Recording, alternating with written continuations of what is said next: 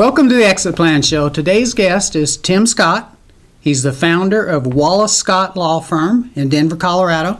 Stick around to the end of this interview and we're going to show you how you can subscribe to our newsletter, download some free guides, and maybe win a free book.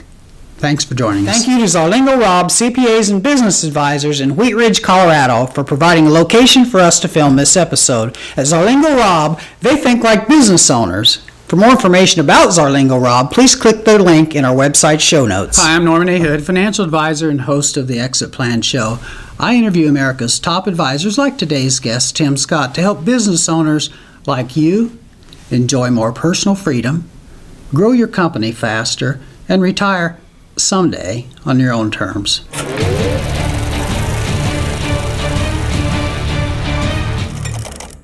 Tim Scott is with the Wallace Scott Law Firm in Denver, Colorado.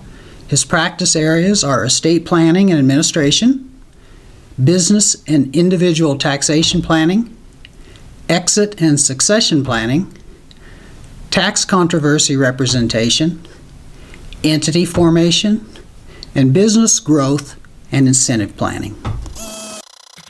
Welcome back to the show, Tim. Thank you. Today we're going to talk about exit and succession planning, and I think we're going to do that by looking at maybe 4 different types of scenarios. The first scenario is the business owner who's ready to leave and they can afford to do it.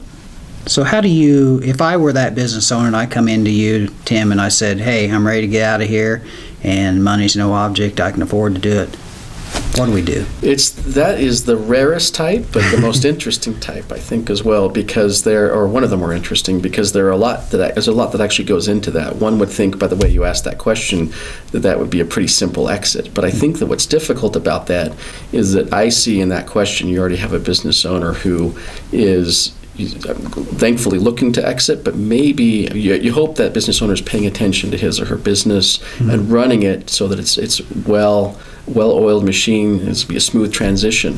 Inherent, though, in that question, it's the big deal of succession, because it could be a third-party sale, which is an exit alternative where succession maybe isn't that big of a deal. But if there is any methodology or any desire by that individual to sell to employees, then there needs to be a well-defined order of succession, officer roles and things like that have to do. There's a lot to do. In other words, even if the owner is ready and able to exit. I got a couple of now 80-year-old clients that use that strategy or of that philosophy. I'm ready to go. I can afford to go. One of them is bankrupt because of just what you said. Transferred to a family member. Gave up control. Lost his income that was coming from the company. So I think that's great advice. Don't take anything for granted. That's exactly right. Okay, the next scenario is the guy that comes in and says, I want to get out of here. My problem is I can't afford to. So probably the more common scenario that I see is the individual who is ready to go and exit and figure out methods to do that. So at that point, there are a couple of things that we can do for sure. If a third-party sale is an option, that purchase price may yield enough for that individual to say, hey, wait a minute, I can afford to go. Okay. But however, if there is a time horizon then that we need to, even though the exit or the owner is ready to exit, there still is going to be a time horizon within which that must occur. If it's a third-party sale, we hope it's a shorter horizon. But if there's a longer-term strategy, then we have to implement some things to help keep the value either stable or grow, so that individual can figure out how that he or she can pull money out and for retirement or what have you, and feel comfortable about the exit process. So there's a lot of planning, kind of taking the first question that you asked me and combining it with this question. Now we have a little more complicated set of facts. Doable for sure, but a lot of upfront planning to deal with. That's another plan ahead. For sure. Okay, next situation is I come in. I could afford to leave. I could retire. But I just kind of like, I still kind of like doing it. I get up in the morning. I still like going to work. Still have goals I want to accomplish. So I really just haven't been focusing on exit planning. A good exit advisor, I have found, is not one that pushes the individual in that case to, it tries to force that person's hand. Those types of things are very important. Those goal setting, the desire to be personally involved with the business, maybe it gives a lot of personal fulfillment to that owner.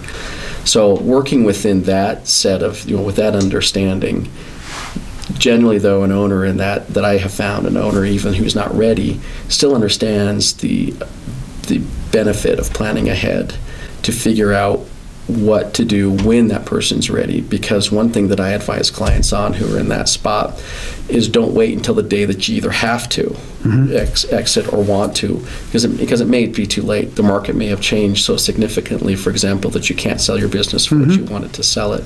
And sometimes, unfortunately, we see major life events turn that person's mindset, such as a health event, or one of their friends had a health event, or a marital problem, or what have you, where they say, well, that's the catalyst for now selling. Yeah. We don't want that to be the catalyst for selling. Okay, good.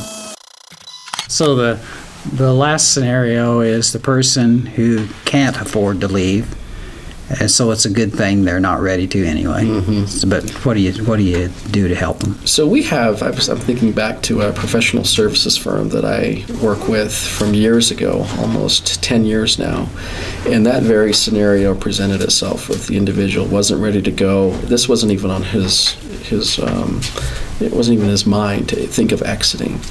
But through planning over time, he realized that at some point in this process that he needed to think about exiting. And what we have done over the last 8 years, it's taken this long to get to a point where he's ready to exit, we have now planned with enough distributions coming out of his company and enough things that he's doing through growth to be able to sock away enough for retirement to feel like he can now exit. So it just takes, yet again, another issue of planning. This just took a little bit longer than some. This took almost a full decade to kind of realize where he was going to go. But if he hadn't started 10 years ago, he'd still be in the same, probably still in the same boat. Treading water, I think, for sure. Okay, good. Thanks. Okay, so that wraps it up. For more information about Tim and Wallace Scott Law, please go to our website. And while you're there, you can subscribe to our newsletter. You can download some free guides, and you'll have opportunities to win lots of free books about exit planning. Thanks for joining us.